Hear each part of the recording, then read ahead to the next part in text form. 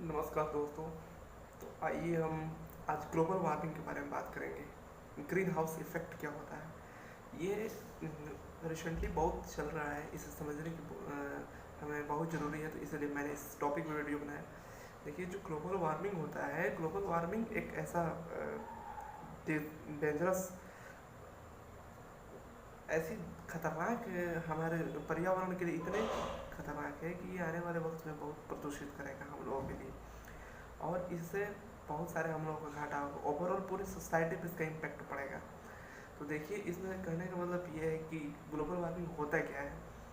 ये without any seasons, मान लीजिए, लेट मी सपोज किसी गर्मी के मौसम में बरसात हो जाना, ठंडे के मौसम में बरसात हो जाना, ठंडी में गर्मी पड़ना और गर्मी में ठंडे पड़ना, यह एक बहुत खतरे को दर्शाता है।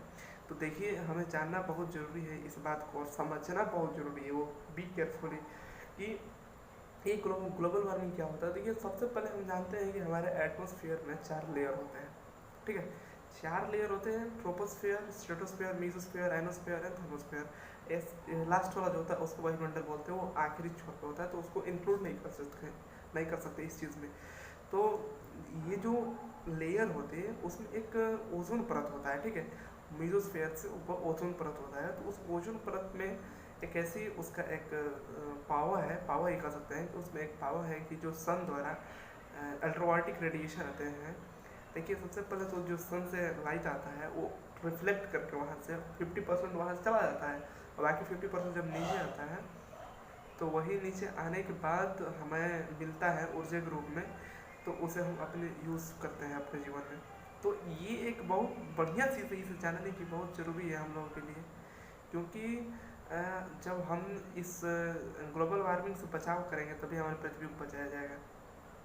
ओवरऑल जितने भी ई कचरा इकट्ठा कर रहे हैं कंट्री, जैसे चाइना हो गया और सारे डेवलपमेंट कंट्रियाँ हैं, वो सारे मतलब इंक्रीज़ कर रही हैं, तो इससे बहुत घाटे हो रहा है सोसाइटी को, और ओवरऑल वर्ल्ड को भी घाटे हो रहा है। तो ये जानना हमें एक बहुत अच्छा ज़रूरी है इसके बारे में कि ये है क्या।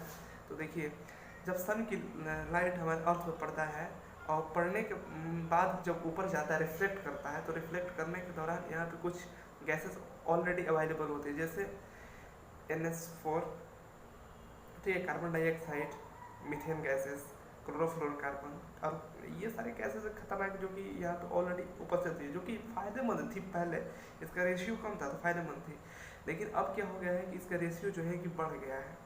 उसे जब ग्लोबल वार्मिंग का रीज़न क्या है, जब सन आता है तो रिफ्लेक्ट करके इन्हीं गैसों से रिफ्लेक्ट करने के बाद फिर नीचे वापस आ जाता है, जिससे टेम्परेचर बढ़ जाता है। और टेम्परेचर बढ़ने के कारण क्या होता है, जो समुद्र होता है, समुद्र का पानी हीट होता है, हीट होने के बाद जो है कि वाष्पीकरण होकर ऊपर जाता है और बारिश पड़ाता है।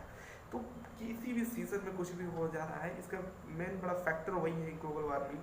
और इसका जिम्मेदार कौन है? इसका जिम्मेदार हम लोग हैं।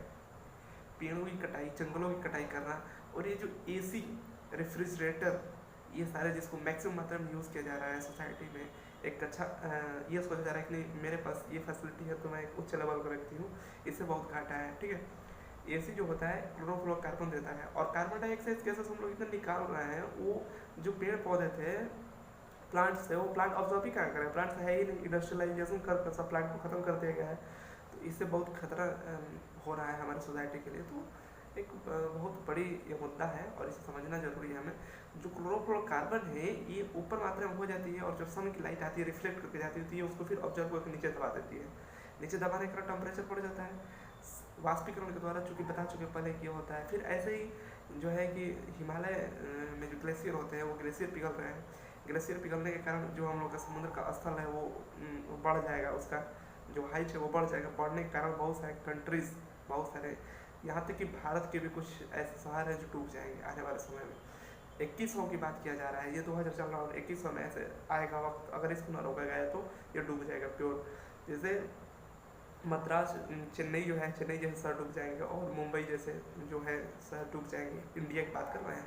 और बाकी जो ग्लोबल लेवल पर बात करें तो अफ्रीका, साउथ अफ्रीका भी चला जाएगा, साउथ अमेरिका चला जाएगा, और ये जो छोटे छोटे द्वीप हैं, अंडमान निकोबार द्वीप, ये तो ऑलरेडी एग्जिस्ट हो जाएंगे, उसमें समाहित हो जाएंगे। तो इसे हमें जानना बहुत जरूरी है, और हमें अधिक से अधिक प्लांटेशन करना है, पेड़ पौधा लगाना है। कम रिसोर्सेज में जो क्लोरोफ्लोरो गैसेस और ऐसे कार्बन N2O जैसे गैसेस जो मतलब निर्माण कर रहा है उसे हमें रोकने का प्रयास करनी होगी, तभी हमें इस ग्लोबल वार्मिंग से बचना होगा।